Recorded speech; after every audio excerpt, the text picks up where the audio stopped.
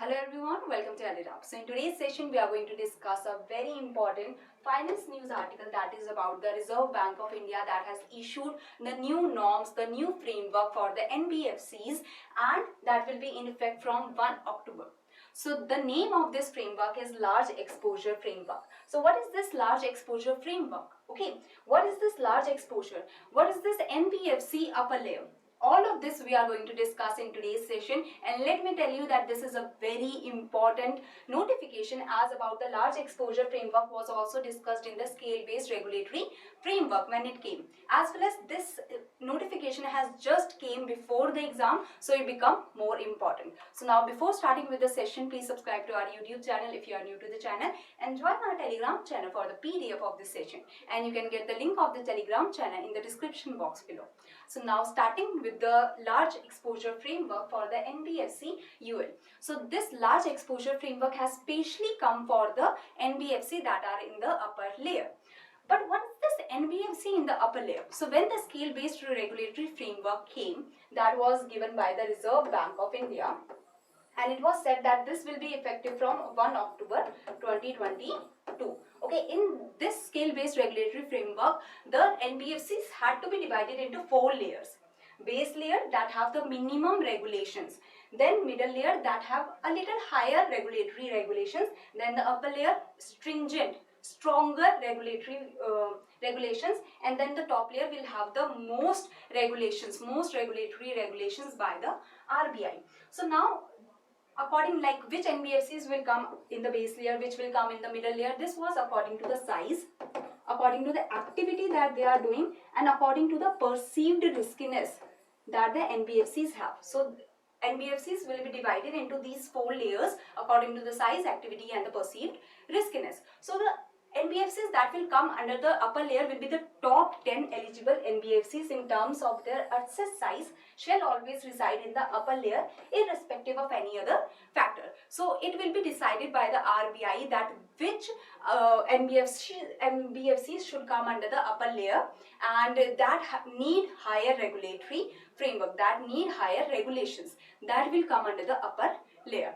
So now in the scale based regulation only, in the additional regulatory changes, it was told that large exposure framework will be there, but at that time the guidelines were not there. Only a little, like they were talking about, yes, we will be bringing the definition of large exposure, we will be bringing the regulations for the regulatory reporting, the guideline for the regulatory reporting, and we will be bringing the large exposure limits. But at that time this was only they were talking about, but now it has been issued.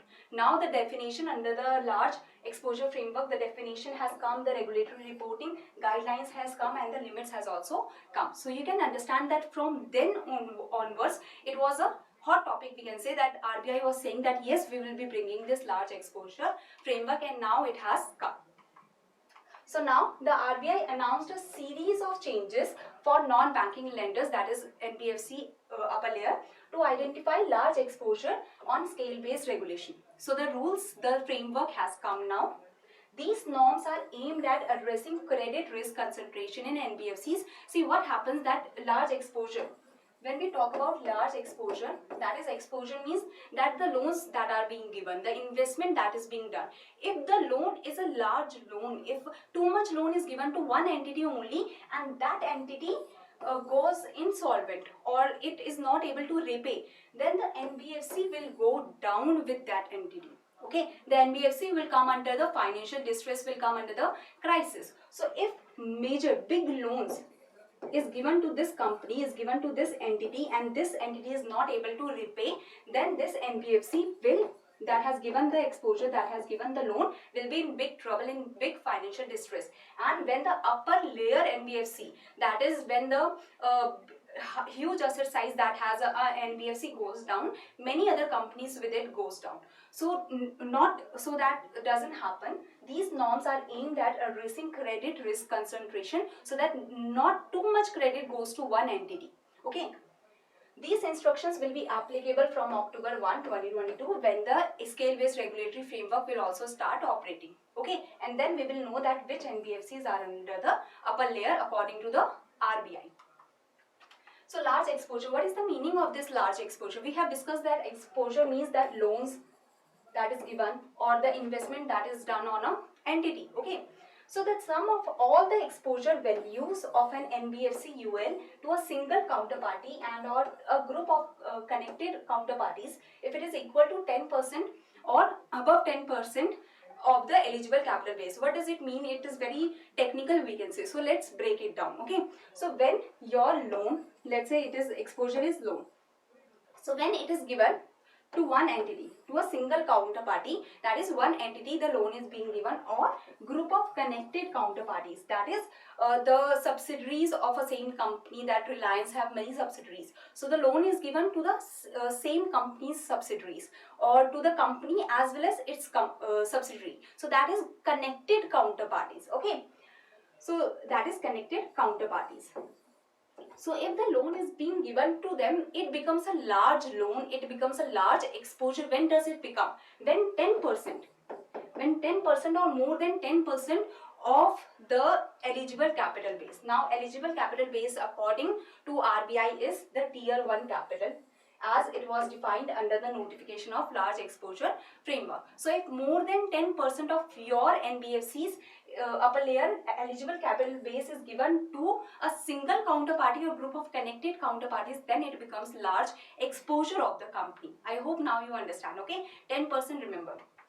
So now what is this tier 1 capital? Like we are talking about 10% of this, 10% of eligible capital base or tier 1 capital. So tier 1 capital, it is very technical, it is very static, we can say. So I will explain a little, but I hope you already know that what tier 1 capital is.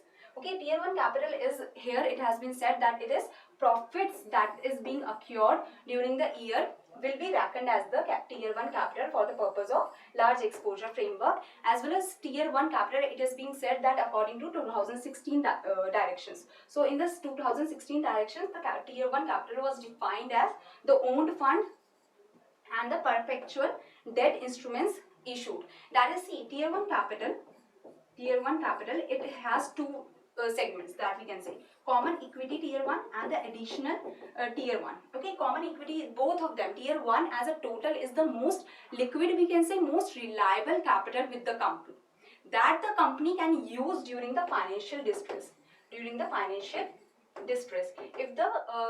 If the NBFC is coming into the financial crisis, in the distress, this tier 1 capital is the capital that the company will use to come out of the financial distress, and it can come out of the financial distress easily through this tier 1 capital without much trouble.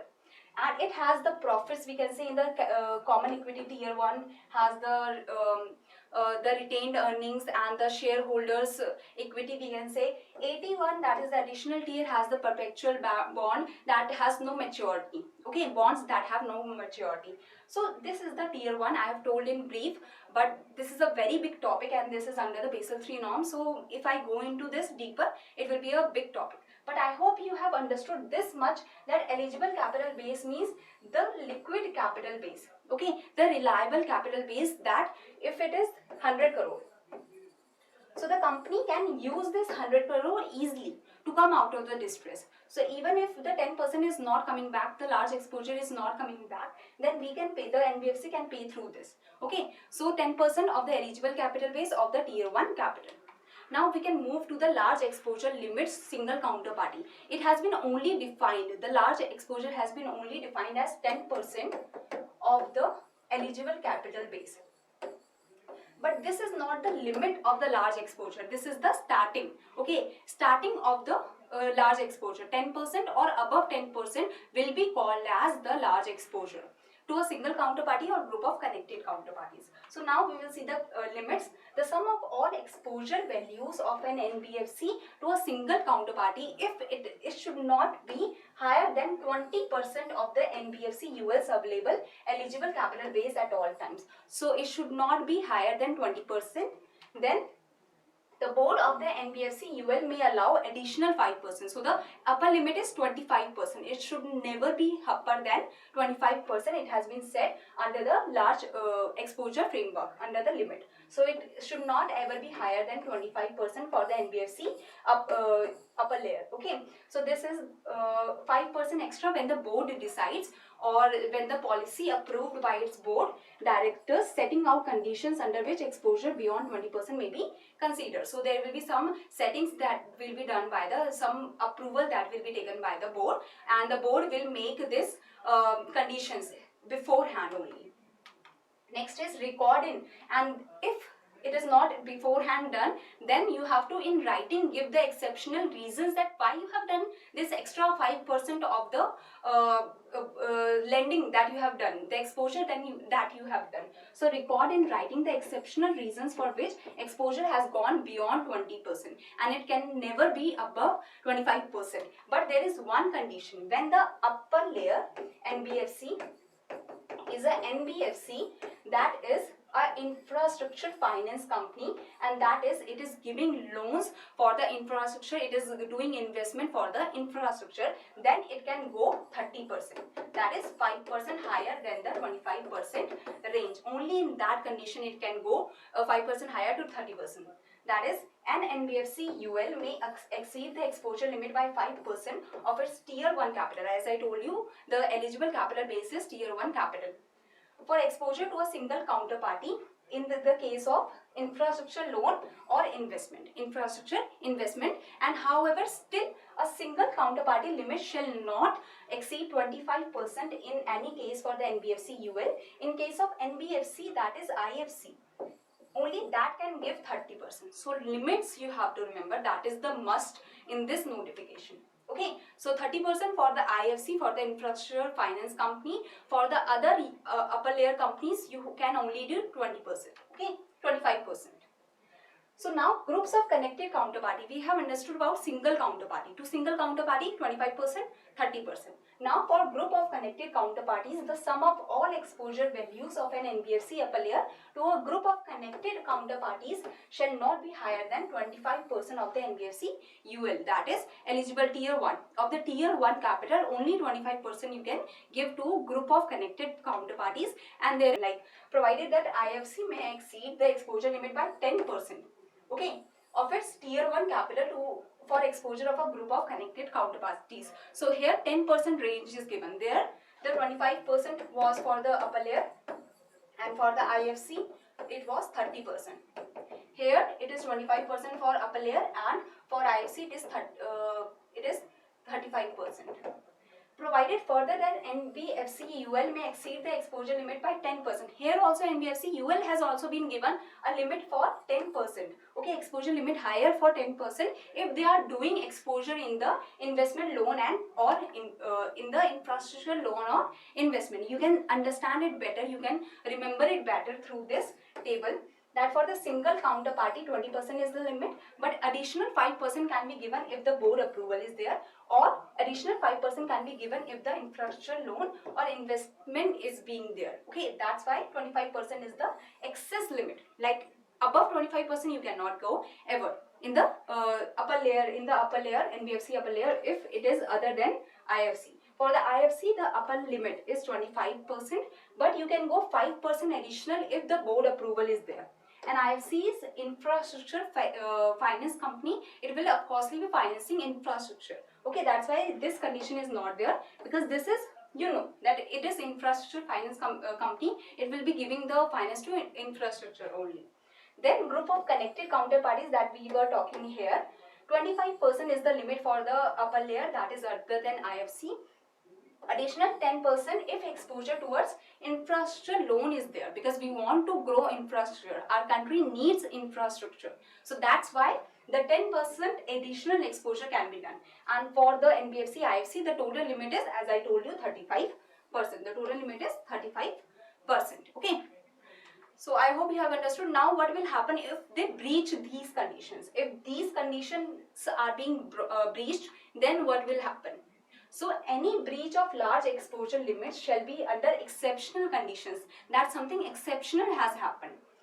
beyond the control of NBFC UL, and it shall be reported to the RBI Department of Supervision Central Office immediately and rapidly rectified. So if this happens, then no step will be taken by RBI to curtail them, to stop them. If they do this, if they immediately tell RBI that we have done a mistake, we will rectify it. Okay. But NBFC UL cannot undertake any further exposure. So if they have crossed that limit, they cannot undertake further exposure until they have come down of the limit. Okay, until it is brought down within the limit. Failure to comply with the exposure limit may lead to imposition of penalties. Otherwise, if they are not telling RBI, if they are trying to be very smart, if they are not trying to rectify it, then the penalties will be there on the NBFC ULs by the supervisor, that is by the RBI. Exemption. Now there are some exemptions also, like from the large exposure framework, the exemptions from the limits. So that is exposure that are exempted from the LEF are exposure to the Government of India. Of course, it is a trustful organization that we are giving the loans. So there is not much risk. So there is nothing like we are trying to save NBFC from taking risk from the credit risk. So that's why you can give exposure to the Government of India and the state governments without coming under the LEF limits. 0% risk weight under the capital regulations applicable. Then exposure where the principal and interest are fully backed and fully guaranteed by the Government of India, because it is guaranteed by the Government of India, so it is reliable of costly. Then NBFC UL's exposure to group entities that is deducted from its own funds, like they are connected entities. So investment in the equity connected to the NBFC. Okay. So investment in the equity capital of the insurance companies. So insurance companies given a special privilege, we can say. So here we can see that this may encourage NBFCs to invest in insurance companies, because insurance companies are being given taken out of this LEF, the large exposure framework, from these limits. So this will make NBFCs upper layer to invest in insurance companies. This has been thought. So this is specifically permitted in writing by the bank, but there is this written that investment in the equity capital of the insurance company to the extent specifically, like you just have to take permission from the RBI in writing. Now regulatory reporting, as I told you, that definition has been told about the large framework, the limits has been told. Now there is regulatory reporting. You have to report to RBI also. So NBFC upper layer shall report its large exposures to the Reserve Bank, Department of Supervision Central Office as per the reporting template given in Appendix 1. So this is given in the appendix, that how you have to report. So you have to tell that your name, which month you are telling about, then you have to tell that which are the 10 largest exposures of your company. Even if it is not under the limit, if it is under the limit also, then also you have to tell that which is the 10 highest exposures that you have done, if it is under the limit also. NBFC US large exposures with values equal to or above 10%. So it is large exposures that are there, because that is the definition of large exposures now, equal or above 10% of tier 1 capital. So even if there are large exposures, then also you have to tell, even if it is under large exposures, then also you have to tell just the 10 highest will go there. So this is the reporting criteria that the RBI has told. So now these are the questions. I hope you have understood the news article and you have understood the framework and the whole notification, the important points I try to bring for you. Especially the limits you have to remember. That is very, very important. So this is the first question. I hope you can easily answer this one. As well as this is also asking you about the percentage of the eligible capital. That is tier 1. That you can do exposure value for the single counterparty. So thank you very much. These were the people that gave the right answer of the previous session question. Kiran, Gaurav, Arvind, Lakshman, Saurabh, Abhishek, Yash, Nilesh, Jagat Mohan, Mohit and Kurinji and Atul. Well done you guys, and thank you very much. If you have any query, you can mail us here or you can contact us through this number. Thank you.